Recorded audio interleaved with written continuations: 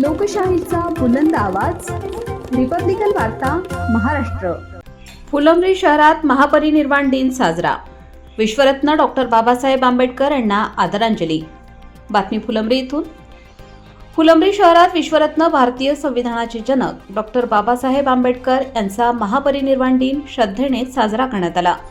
यानिमित्त शहरातील विविध ठिकाणी डॉक्टर बाबासाहेब आंबेडकर यांच्या पुतळ्याला पुष्पहार अर्पण करून दिवे व मेणबत्त्या प्रज्वलित करत भावपूर्ण आदरांजली वाहण्यात आली।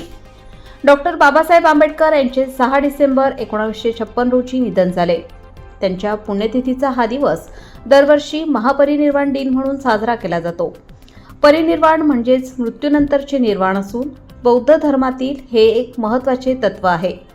सदाचारी, नैतिक व करुणामय जीवन जगल्यावरच निर्वाण प्राप्त होते अशी शिकवण बौद्ध धर्म देतो।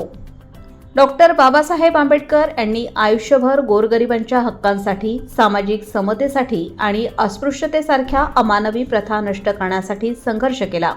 त्यांच्या कार्यामुळेच देशाला सामाजिक न्यायाची दिशा मिळाली। बाबासाहेबांच्या निधनानंतर त्यांचे अंत्यसंस्कार बौद्ध धर्माच्या विधीनुसार मुंबईतील दादर चौपाटी येथे करण्यात आले। हे स्थळ आज चैत्यभूमी म्हणून ओळखले जाते आणि देशभरातील अनुयायांसाठी श्रद्धास्थान आहे।